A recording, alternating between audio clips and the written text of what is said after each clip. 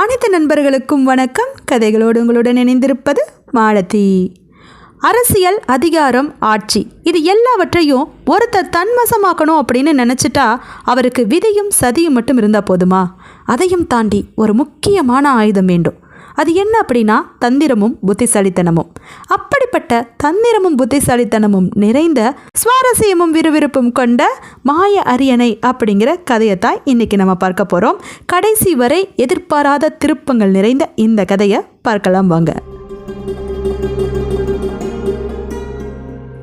சுமார் 25 ஆண்டுகளா நிசப்தமும் அமைதியுமாய் இருந்த அந்த சிந்து தேசம் அன்னைக்கு ரொம்பவே பரபரப்பு, பதட்டம், பயம் கலந்து காணப்பட்டுச்சு.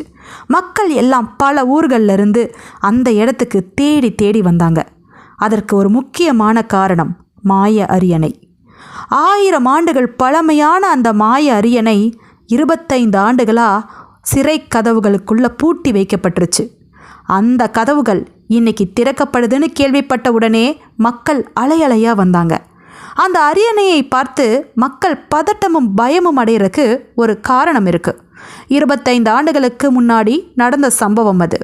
சிந்து தேசத்தை சிந்துராஜன் ஆட்சி பண்ணிட்டு இருந்தபோது அந்த அரியணையில் அமர்ந்து தான் ஆட்சி பண்ணினார். அவருடைய காலத்துக்கு அப்புறம் யார் அந்த அரியணையில் போய் உட்கார்ந்தாலும் அவங்க 2-3 மணி நேரத்தில் இறந்து போயிடுறாங்க. அந்த அரியணையில் ஏறி அமர்ந்து ஆட்சி செய்ய அதற்கப்புறம் யாருக்குமே அங்கே உரிமை வழங்கப்படவில்லை. அதுவும் அந்த மாய அரியணையில் அப்படி என்னதான் இருக்குன்னு யாராலும் கண்டுபிடிக்க முடியல.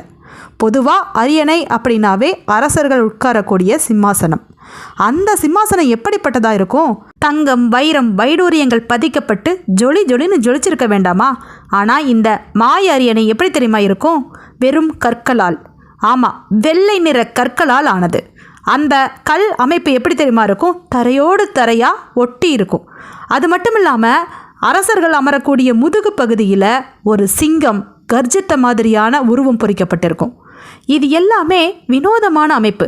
சிந்து தேசத்தை ஆட்சி செய்கிறவங்க நிச்சயமாக இந்த அரியணையில் தான் அமரணும்.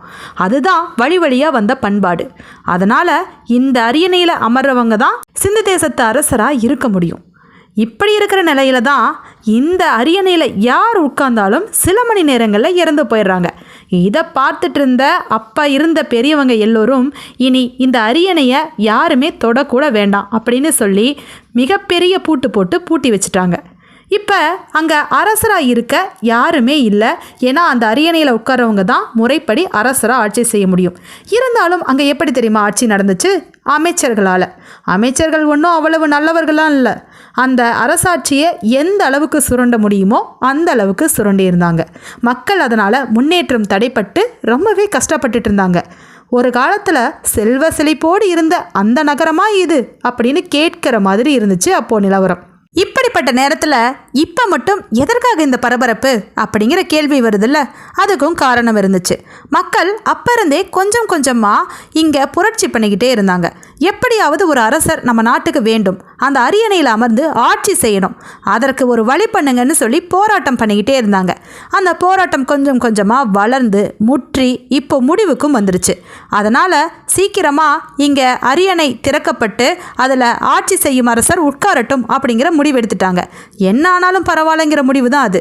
அதனால தான் இன்னைக்கு அந்த மாய அரியணை திறக்கப்படும் நாள். அதற்காக தான் மக்கள் பரபரப்போடும் பயத்தோடும் அங்கே வந்திருந்தாங்க. அப்படி இருக்கிற நேரத்தில் அந்த அரியணையில் உட்காருவதற்கு அப்படின்னு ஆள் வேணும் இல்லையா? அவங்களுக்குள்ளேயும் பயம் இருக்குமா இல்லையா? ஏற்கனவே அதில் உட்கார்ந்தவங்க இறந்து போயிருக்காங்க. அப்படி இருக்கும்போது அதில் யார் தைரியமாக உட்கார முடியும்?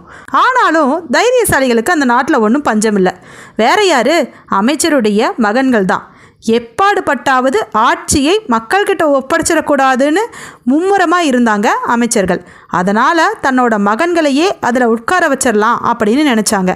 அவங்களுக்கு அந்த மாயத்தின் மீதெல்லாம் நம்பிக்கை கிடையாது. அப்போது ஏதோ நடந்துருச்சு, ஆனால் இப்போ அதற்கான வாய்ப்பில்லை அப்படின்னு நினச்சாங்க. அதன்படியே தன்னோட மகன்களில் யாரோ ஒருத்தர் அமர வச்சுட்டா போதும், அதுக்கப்புறம் மீண்டும் அரசாட்சியை சுரண்ட தொடங்கலாம் அப்படின்னு நினச்சாங்க. அதனாலேயே அங்கே கூட்டம் கூடி வாய்ப்பிழந்து பார்த்துட்டு இருந்தாங்க. அந்த மாய அரியணை திறக்கப்பட்டுச்சு. எல்லோரும் கண்கள் விரிய அந்த அரியணையவே பார்த்துட்டு இருந்தாங்க.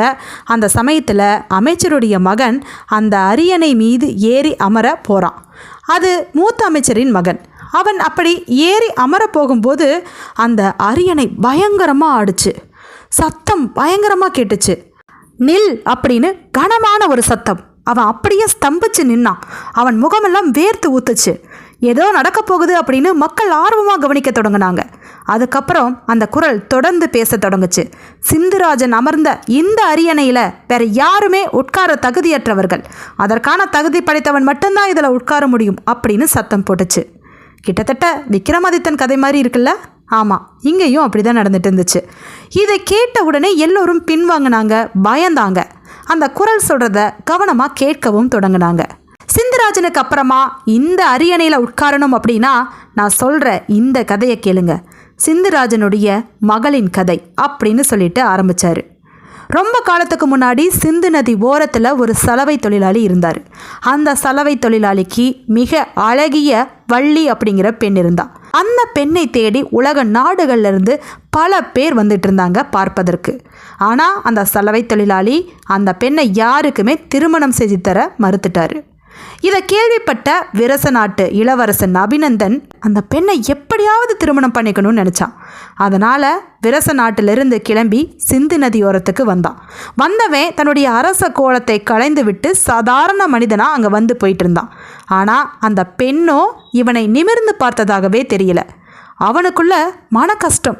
என்னடா இது, இந்த பெண் நம்மளை திரும்பியே பார்க்க மாட்டேறாளேன்னு. எத்தனை தடவை அவள் இருக்கும் இடத்துக்கு போனாலும் அவள் நிமிர்ந்தே பார்க்கல. அந்த வள்ளிக்கு துணி வேலைப்பாடுகள் செய்கிறதுனா ரொம்ப பிடிக்கும். அதை அலங்காரம் பண்ணி மற்றவர்களுக்கு கொடுப்பா. அதெல்லாம் அவளுக்கு ரொம்ப பிடிச்ச விஷயம். அதை தெரிஞ்சுக்கிட்ட இவன் அதை பற்றி மக்கள்கிட்ட கேட்டு தெரிஞ்சுக்கிறான். அதை பற்றிய அறிவை வளர்த்துக்கிறான். எல்லாமே அவளுக்காக. அவகிட்ட பேச தனக்கு அதற்கான அறிவு வேண்டுமேனு வளர்த்துக்கிட்டு அவகிட்ட போய் துணி வேலைப்பாடுகளை பற்றி பேசும்போது தான் வள்ளி முதன்முறையாக விரச நாட்டு இளவரசன் அபிநந்தனை நிமிர்ந்து பார்க்கிறா. அதை பார்த்ததுக்கப்புறமா 2 பேரும் பேச்சுவார்த்தையை தொடங்குறாங்க. நாளாக அது காதலாக மாறுது. விரச நாட்டு இளவரசன் அபிநந்தன் தன்னுடைய உண்மை ரூபத்தை பற்றி சொல்கிறான். நான் விரச நாட்டு இளவரசன், உன்னோட தந்தை கிட்ட வந்து பேசுகிறேன்னு சொல்லி அந்த சலவை தொழிலாளி கிட்ட போய் பெண் கேட்குறான். ஆனால் அவரோ தர மறுக்கிறாரு. நான் ஒரு சலவை தொழிலாளிக்கு தான் என் பெண்ணை கொடுப்பேன் அப்படின்னு உறுதியாக இருந்தார். ஆனால் இவனும் அவளும் அவர்கிட்ட கெஞ்சுறாங்க. அதுக்கு அவர் ஒரு போட்டி வச்சார். சரி, இந்த திருமணம் நடக்கணும்னா உனக்கு ஒரு போட்டி வைக்கிறேன். நீ ஒரு இளவரசன், ஆனால் துணி விழுக்கும் வேலையை சில காலம் செய்யணும். மக்கள் உன்னை பாராட்டிட்டாங்க அப்படின்னா நிச்சயமாக என் பெண்ணை திருமணம் செஞ்சு கொடுக்குறேன் அப்படின்னு சொல்கிறாரு. அவனும் சரின்னு சொல்கிறான். இளவரசன் எங்கே போய் துணியெல்லாம் துவைச்சிருக்க போகிறான். ஆனாலும் வள்ளிக்காக அதை செஞ்சவன் துணிகளை தாறுமாறாக துவைச்சி கிழித்தெறிந்தான். அதை கொண்டு போய் மக்கள்கிட்ட கொடுத்தா எப்படி பாராட்டு கிடைக்கும்? அதுக்கு அவன் ஒரு யுக்தியை கையாண்டான். அதன்படியே மக்கள் அவனை பாராட்ட தொடங்கிட்டாங்க. இதை கொஞ்சம் கூட எதிர்பார்க்கல அந்த சலவை தொழிலாளி. எப்படி அபிநந்தன் பாராட்டை பெறான் அப்படின்னு தெரியாமலேயே ஆச்சரியப்பட்டு போனார். அதற்கு அபிநந்தன் என்ன யுக்தி தெரியுமா செஞ்சான்? சலவை துணிகளை கொடுக்கும்போது அதற்குள்ள 2 தங்க நாணயங்களை வச்சு கொடுத்தான். அந்த தங்க நாணயங்களை பார்த்த உடனே மக்கள் கமுக்கமாக இருந்துட்டாங்க. அவன் 2 தங்க நாணயங்களை கொடுக்க அவனை பாராட்டிட்டு மேலும் துணிகளை அவங்ககிட்ட கொடுக்க தொடங்கினாங்க. இதை தெரியாத அவர் இவன் உண்மையாலுமே நல்ல வேலை செய்வான் போல அப்படின்னு நினச்சிட்டாரு. அதுக்கப்புறமா அவனை தன்னோட மருமகனாக்கி கொள்ள தயாரும் ஆனார். ஆனாலும் ஒரு நிபந்தனை விதித்தார். உன்னோட வீட்டில் இருந்து யாராவது ஒருத்தராவது இந்த திருமணத்துக்கு வரணும், வந்தால் மட்டும்தான் திருமணம் பண்ணி கொடுப்பேன்னு சொன்னார். இவன் தந்தை கிட்ட சொன்னால் நிச்சயமாக தாம் தூம்னு குதிப்பார். அதனால் அவரை வரவிடாமல் பண்ணிடணும். அதுக்கு பதிலாக தன்னோட அண்ணன்மார்களை கூப்பிடலாம். அவனுக்கு மொத்தம் 4 அண்ணன்கள் இருந்தாங்க. அவர்கள் வந்தால் எதுவும் சொல்ல மாட்டாங்கன்னு நினைக்கிறேன்னு அவர்களுக்கு ஓலை அனுப்பினான். 4 அண்ணன்மார்களும் வந்து சேர்ந்தாங்க. தம்பிக்கு திருமணம் முடிக்க தங்களுக்கு சம்மதம்னு சொன்னாங்க. அன்று இரவு திருமணத்திற்கு முந்தைய நாள் விருந்து தயாராச்சு. அந்த விருந்தை சாப்பிட்டதுக்கப்புறமா அபிநந்தனும் வள்ளியும் மயக்கம் போட்டு விழுந்தாங்க. ஆமாம், அபிநந்தனுடைய அண்ணன்களுக்கு அந்த திருமணத்தில் விருப்பமே இல்லை. அதனால் மயக்க மருந்தை கலந்துட்டாங்க. மயங்கன அபிநந்தனை குதிரையில் தூக்கிக்கிட்டு தங்களோட நாட்டுக்கு கொண்டு போய் சிறை வச்சுட்டாங்க. காலையில் எழுந்து பார்த்த வள்ளி அபிநந்தனை காணாமல் தட்டு தடுமாறி மணல் வெளியில் அவள் நடந்து போயிட்டு இருக்கும்போது சுட்டெரிக்கும் சூரியன், தாகம் எல்லாம் சேர்ந்து அவளை மயக்கமடைய செய்து மயங்கன அவள் பக்கத்தில் ஒரு குதிரை வீரன் வந்து நிற்கிறான். அதே சமயத்தில் அபிநந்தன் அரண்மனையில் மிகப்பெரிய பிரச்சனை போயிட்டுருக்கு. அவனை சிறை வச்சுட்டாங்க. வேற ஒரு பெண்ணை திருமணம் பண்ணிக்க சொல்கிறாங்க. அவனும் அதற்கு மறுப்பு சொல்லிட்டு இருக்கான். கொஞ்ச நாளுக்கு அப்புறமா அந்த நாட்டுக்கு ஒரு தந்தி வந்துச்சு. அது என்ன அப்படின்னா, சிந்து தேசத்து இளவரசியை அபிநந்தனுக்கு திருமணம் செஞ்சு கொடுக்க விருப்பம் அப்படின்னு சிந்துராஜன் ஓலை அனுப்பியிருக்கிறதா கேள்விப்பட்ட அபிநந்தனுடைய பெற்றோர்கள் பயங்கர சந்தோஷப்படுறாங்க. ஏன்னா சிந்து தேசம் மிகப்பெரிய நாடு, செல்வ வளமிக்க நாடு. அங்கிருந்து ஒரு பெண்ணை தானாக கொடுக்குறேன்னு சொன்னால் யார் வேண்டான்னு சொல்லுவாங்க அப்படின்னு சொல்லி அபிநந்தனை சமாதானப்படுத்த முயற்சி பண்ணுறாங்க. அபிநந்தனோ அங்கிருந்து எப்படியாவது தப்பித்து வள்ளியை பார்க்க போயிடலாம் அப்படின்னு நினச்சிக்கிட்டு சரின்னு சொல்கிறான். அவங்க எல்லோரும் சிந்து தேசத்துக்கு புறப்பட்டு போகிறாங்க. சிந்து தேசத்துக்குள்ளே நுழைஞ்சு அரண்மனைக்கு போகும்போது அங்கே சிந்துராஜன் பக்கத்தில் உட்கார்ந்துருந்த பெண்ணை பார்த்து ஆடி போனான் அபிநந்தன். ஏன்னா அது வள்ளி தான் சிந்துராஜனுடைய மகளா அங்கே பக்கத்தில் உட்கார்ந்துட்டு இருந்தா. இதை பார்த்து ஆச்சரியம் அடைஞ்ச அவன், நீ எப்படி இங்கே அப்படிங்கிறான். மற்றவர்களுக்கெல்லாம் பெருசாக அடையாளம் தெரியல, அவளை நல்லா கவனித்து பார்த்ததில்லை இல்லையா, அதனால். இப்போது வள்ளி பேச தொடங்கினா. இளவரசி அப்படின்னதையும் கல்யாணம் பண்ணிக்க தேடி வந்துட்டியா, அப்போ ஒரு அப்பாவி பெண்ணை விட்டுட்டு போன நினைப்பே உனக்கு இல்லையா அப்படின்னு சொல்ல, அப்போ தான் நடந்த கதை மொத்தத்தையும் தெரிஞ்சுக்கிறாரு சிந்துராஜனும் அபிநந்தனின் பெற்றோர்களும். அப்போ தான் எடுத்து சொல்கிறாங்க, அவன் முதல்ல இருந்து திருமணத்துக்கு மறுப்பு தான் சொல்லிகிட்டு இருந்தான், நாங்கள் தான் வற்புறுத்தி கூட்டிகிட்டு வந்தோன்னு சொல்கிறாங்க. அப்போ அபிநந்தன் சொல்கிறான், இங்கே நான் வந்த காரணமே எப்படியாவது இங்கிருந்து தப்பித்து போய் உன்னை பார்க்கலாம் அப்படின்னு சொல்கிறான். இதை கேட்டதும் வள்ளி மனமுருகி அவன் கையை பிடிச்சு இவனை தான் நான் திருமணம் பண்ணிக்கணும் அப்படிங்கிறா. சிந்துராஜனும் அந்த இளவரசனுக்கே அவளை திருமணம் பண்ணி கொடுக்குறாரு. இப்போது சலவை தொழிலாளியின் மகளான வள்ளி எப்படி சிந்துராஜனின் மகளானா? அதற்கும் விளக்கம் இருக்கு. சிந்துராஜனுக்கு முதலாக ஒரு பெண் குழந்தை பிறந்தது. அந்த பெண் குழந்தை பிறந்ததும் ஜோதிடர்கள் இந்த குழந்தையால் ராஜ்யத்துக்கு ஆபத்துனாங்க. ஜோதிடத்தில் கொஞ்சம் நம்பிக்கை அதிகமாக கொண்ட சிந்துராஜன் அந்த குழந்தையின் கழுத்தில் ஒரு முத்திரை பெட்டகத்தை மாட்டி அந்த குழந்தையை ஆற்றில் விட்டுட்டார். அந்த குழந்தை ஆற்றில் அடித்து செல்லப்பட்டுச்சு. அப்போ தான் அங்கே வேலை செஞ்சுட்டு இருந்த சலவை தொழிலாளி அந்த குழந்தையை எடுத்து வளர்க்க ஆரம்பித்தார். இதுதான் வள்ளி சலவை தொழிலாளியின் மகளாக வளர்ந்ததற்கான காரணம். அதற்கப்புறமா சிந்துராஜனுக்கு பிள்ளைகளே கிடையாது. இதனால் மனமுடிஞ்சு போன சிந்துராஜன் வள்ளியை நாடாக தேடினார். எங்கேயுமே அவள் கிடைக்கல. அந்த மணல் வெளியில் மயங்கி கிடக்கும்போது தான் வள்ளியின் கழுத்தில் அந்த முத்திரை பெட்டகத்தை பார்த்துருக்கிறான் குதிரை வீரன். உடனடியாக அவளை கூட்டிகிட்டு வந்து அரசர்கிட்ட ஒப்படைச்சிருக்கான். அப்போ தான் முழு விவரத்தையும் தெரிஞ்சுக்கிட்ட அரசர் வள்ளியை தன்னோடவே இருக்க சொன்னார். வள்ளிக்கு அங்கே இருக்கிறதுல சுத்தமாக விருப்பம் இல்லை. நான் பிறந்ததையும் வேண்டான்னு தூக்கி எறிஞ்ச அந்த இடத்துல இருக்க அவளுக்கு விருப்பம் இல்லை. ஆனாலும் அவள் அபிநந்தனை கண்டுபிடிக்கணும், அவனை எப்படியாவது பார்க்கணும் அப்படிங்கிற நோக்கத்திற்காகவே அங்கே இளவரசி அப்படிங்கிற பதவியை பயன்படுத்திக்கிட்டா. இப்போ எல்லாமே விளக்கமாக தெரிஞ்சிருச்சு. சரி, இனி நீ தான் இந்த சிந்து ராஜ்யத்தை ஆளணும்னு அந்த அரியணையில் அமர சொன்னார் அரசர். ஆனால் அவளோ, எனக்கு இந்த அரியணையும் வேண்டாம், ஆட்சி பொறுப்பும் வேண்டாம், எனக்கு சலவை தொழிலாளி இருக்கிற இடத்துக்கு தான் போகணும் அப்படின்னு கிளம்ப ஆரம்பிச்சிட்டா. நீங்கள் எனக்கு ஒரே ஒரு உபகாரம் பண்ணுங்கள், அந்த சிந்து நதி ஓரத்தில் இருக்கிற மக்கள் ரொம்பவே துன்பப்படுறாங்க, அவங்களுக்கு தேவையானதை செய்யுங்க, அதுதான் என்னோட ஒரே கோரிக்கை அப்படின்ட்டு போனான். அபிநந்தனும் தன்னுடைய ராஜ்யத்தை திறந்துட்டு அவ கூடவே அந்த சலவை தொழிலாளிகள் இருக்கிற இடத்துக்கே போனான். அவங்க 2 பேரும் ராஜ்யங்களை திறந்துட்டு அந்த மக்களுக்காக தங்களுடைய வாழ்க்கையை வாழ தொடங்கினாங்க. அதற்கு பிறகு சிந்துராஜன் மன நிம்மதியோடே இல்லை. இவள் இந்த ராஜ்யத்தை திறந்துட்டு அந்த மக்களுக்காக போயிட்டா. அப்படிப்பட்டவர்கள் மட்டுமே இந்த அரியணையில் அமரணும் அப்படின்னு அவர் தீர்க்கமாக ஒரு முடிவெடுத்துட்டார். அவரோட காலம் வரை அவர் ஆட்சி செஞ்சிட்டு இருந்தார் இந்த அரியணையில் அமர்ந்து. அதற்கப்புறமா அவரோட தம்பி இந்த அரியணையில் அமர வந்தார். வந்து அமர்ந்து சில மணி நேரங்கள்லேயே அவர் இறந்து போயிட்டார். அதற்கப்புறம் இன்னொரு தம்பி வந்தார். அவரும் இதில் அமர்ந்து சில மணி நேரங்களில் இறந்து போயிட்டார். இப்படி நடப்பதை பார்த்த எதிரி நாட்டு மன்னன் இந்த நாட்டை கைப்பற்றிடலான்னு நினச்சி கைப்பற்றினான். கைப்பற்றியவனுக்கு ஒரு குறுகுறுப்பு, ஏன் நாம் இந்த அரியணையில் அமரக்கூடாது அப்படின்னு கம்பீரமாக அந்த அரியணையில் அமர்ந்தான். அவனும் சில மணி நேரங்களிலேயே இறந்து போனான். இப்படி இதில் அமரும் யாராக இருந்தாலும் சில மணி நேரங்களிலேயே இறந்து போயிடுறாங்க. அதனால் இது ஏதோ சாபக்கேடு அப்படின்னு எல்லோரும் நினச்சிட்டாங்க. ஆனால் சாபக்கேடெல்லாம் இல்லை. தகுதியானவர் அமர்ந்தால் நிச்சயமாக இறந்து போக மாட்டாங்க. தகுதியானவரா அப்படின்னு முதல்ல உங்களை சோதனை பண்ணிக்கங்க, அதுக்கப்புறமா இதில் ஏறி அமரவாங்க அப்படின்னு சொல்லி அது அந்த கதையை முடித்தது. இந்த கதையெல்லாம் மக்கள் கூட்டத்திலிருந்து செங்கான் அப்படிங்கிற வாலிபன் கேட்டுட்டு இருந்தான். இதில் ஒரு ஒற்றுமை என்ன அப்படின்னு பார்த்தீங்கன்னா, அவனும் ஒரு சலவை தொழிலாளி. அவன் வேறொரு தேசத்திலிருந்து தான் இங்கே வந்திருந்தான். அந்த தேசத்தில் அவனுக்கு ஒரு பெரிய பிரச்சனை ஆயிடுச்சு. அதுவும் காதல்னால தான். அவன் வேலை பார்த்துட்டு இருந்த ஜமீன் வீட்டு பெண்ணை அவன் காதலிச்சான்.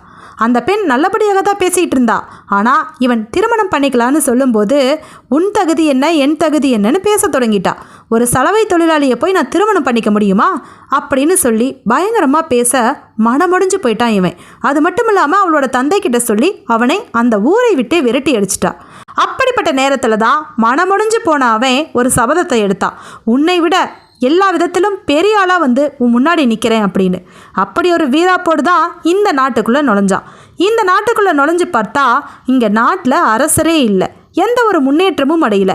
இங்கே வந்து நம்ம என்ன செய்ய போகிறோன்னு அவனுக்கு புரியலை. ஆனால் அங்கே மக்கள் படுற துன்பத்தை பார்த்து அவன் ரொம்பவே கஷ்டப்பட்டான். அவங்களுக்கு ஏதாவது உதவி செய்யணும்னு நினச்சான். அதனால் அவங்களோட சேர்ந்து போராடினான். ஆமாம், அந்த அமைச்சர்கள் செய்கிற தவறுகளை சுட்டி காட்டினான். எப்படியாவது மக்களுக்கு நல்லது செய்யுங்கன்னு போராட்டம் பண்ணிக்கிட்டு இருந்தான். இதை பார்த்த மக்கள் அவன் மீது நல்ல மதிப்பை கொண்டிருந்தாங்க. அடுத்த அரியணையில் ஏற போகிற ஆள் இவனாக இருக்கக்கூடாதான்னு கூட நினச்சாங்க.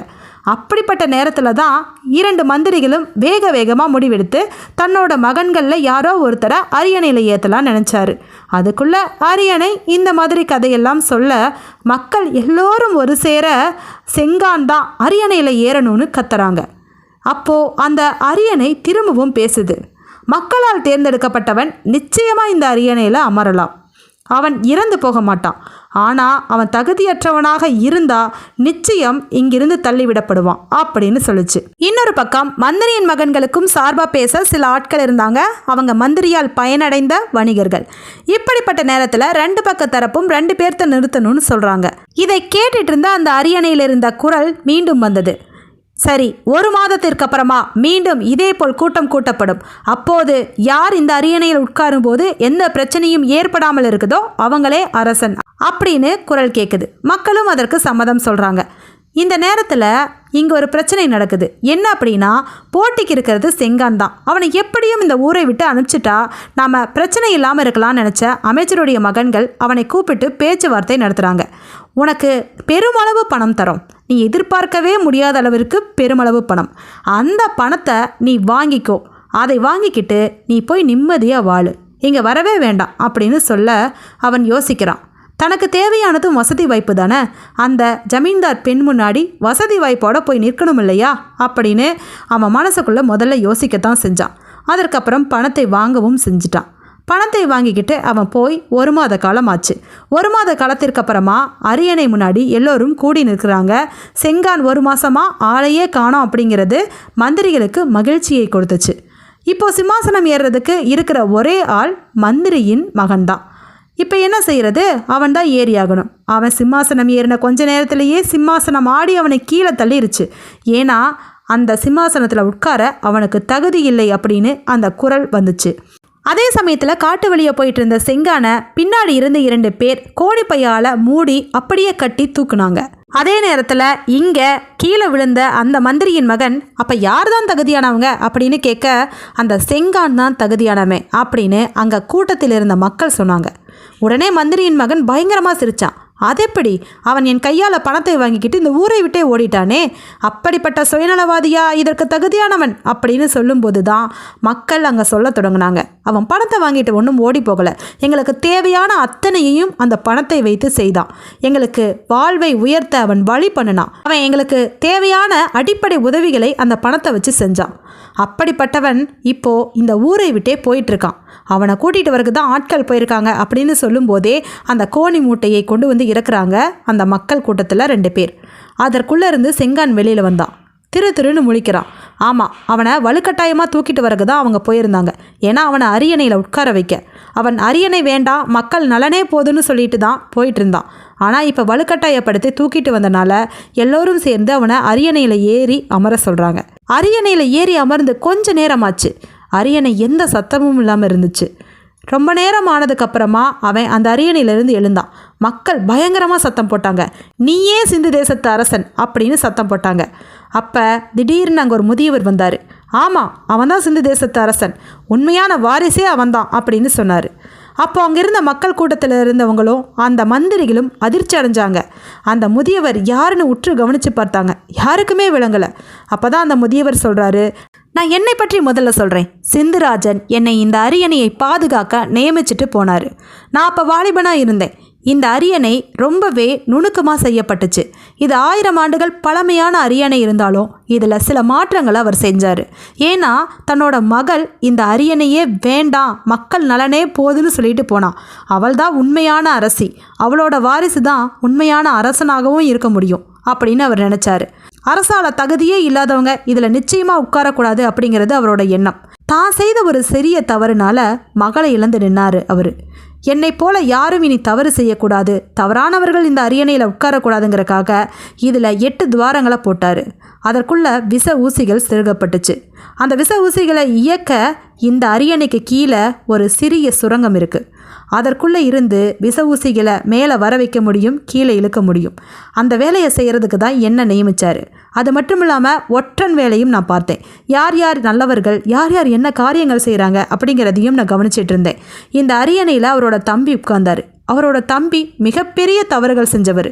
அதனால் அவர் இந்த அரியணையில் உட்காந்துட்டா மக்களை கொடுமைப்படுத்திடுவார், நாட்டை சின்னாபின்னப்படுத்திடுவார் அப்படின்னு சொல்லிட்டு தான் அந்த ஊசியை நான் கீழே இழுக்கவே இல்லை. கை வைக்கிற இடத்துல அந்த ஊசி இருக்கிறது யாருக்குமே தெரியாது. அந்த விஷ ஊசி பட்ட கொஞ்ச நேரத்திலேயே அவங்க இறந்து போவாங்க. அப்படி தான் அவரோட 2 தம்பிகளும் இறந்து போயிட்டாங்க.